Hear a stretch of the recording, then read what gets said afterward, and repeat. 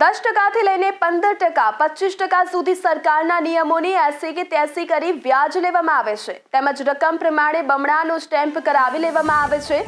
એક ચેકની જગ્યાએ 3 કોરા ચેકો પાર્ટીની સહી કરાવી લઈને આનાથી પણ રાહત ન થતા નાણાંની લેનદેનની કોરી પાવતી ઉપર પણ સ્ટેમ્પ મારી સહી અને અંગૂઠો કરાવી લેવામાં આવે છે. જો પાર્ટી દર મહિને કમ્પ્લીટ વ્યાજ પેટે રૂપિયા ભરે છે ત્યાં સુધી બરાબર, પરંતુ જો 2-3 મહિનાનું વ્યાજ ચડી ગયા પછી પૂરી રકમ માટે ઉઘરાણી ચાલુ કરી દેવામાં આવે છે. તેમજ વ્યાજનું પણ વ્યાજ તેમજ પેનલ્ટી લગાવી રૂપિયા વસૂલ કરવા, વારંવાર ફોન કરવા, દુકાને, ઘરે, ઓફિસે ઉઘરાણી કરવા આવવું જેવો માનસિક ત્રાસ ચાલુ થઈ જતો હોય છે. છતાં પણ પાર્ટી પેમેન્ટ ના ભરી શકે તો 138 કરી દેવામાં આવે છે અને આનાથી પણ સંતોષ ન થાય એટલે પાર્ટીને ગમે તે રીતે પેમેન્ટ ભરવા મજબૂર કરવા માટે હજુ ભાઈ તારા મારી પાસે 2 ચેક પડ્યા છે, જેવો બહાર આવીશ એટલે ફરી એ ચેક બીજાને આપી ફરી 138 કરાવીશ જેવી ધમકીઓ આપવામાં આવતી હોય છે. ત્યારે 138ના કેસમાં કોર્ટે પણ કેસ કરનારા વ્યક્તિઓની સંપૂર્ણ ડિટેલ્સ તેમજ તેના સગાવાલાઓ તેમજ મિત્રોની પણ તપાસ કરાવી જોઈએ કે આવા કેટલા લોકોના ચેક આ લોકો જોડે પડ્યા છે.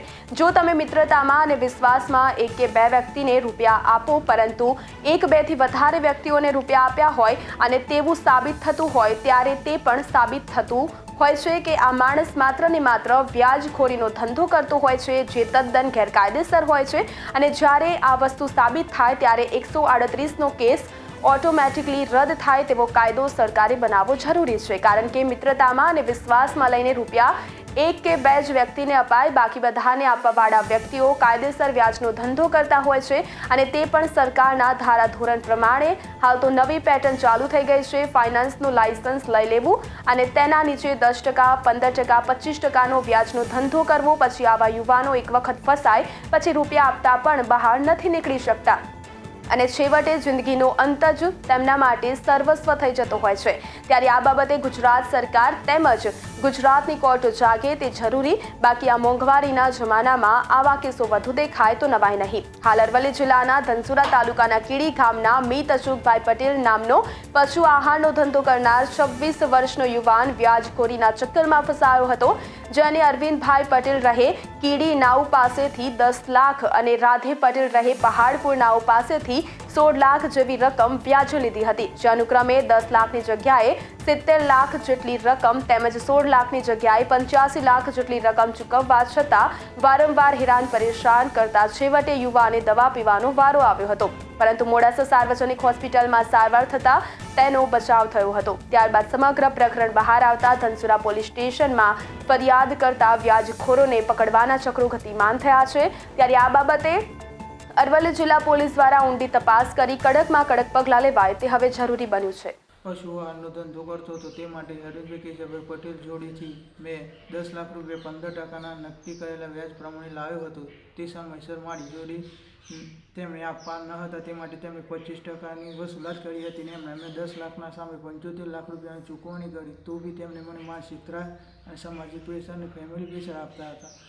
મેં રાધેભાઈ જોડેથી 16 લાખ રૂપિયા લીધા હતા. તેમને પણ વ્યાજ 15% નક્કી કરેલું હતું.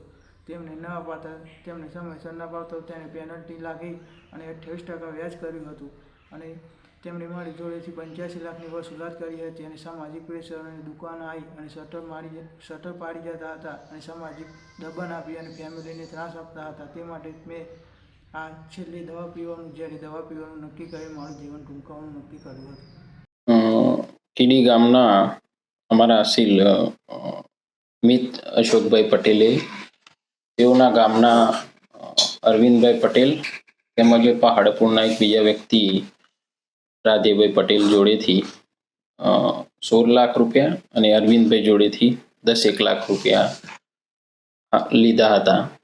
ત્યારબાદ બંને વ્યક્તિઓ દ્વારા વારંવાર પૈસા પરત કરવા છતાં વધુ રકમ પડાવવા માટે અને વ્યાજ વસૂલવા માટે વારંવાર ઉઘરાણી કરીને કેડીના અરવિંદભાઈ પટેલ દ્વારા 10 લાખની સામે 70,25,000 તેમજ આ રાધેભાઈ પટેલ પહાડપુર વાળા એમને 16 લાખની સામે 85 લાખ જેટલી રકમ એ વ્યાજ પેટે વસૂલી હતી.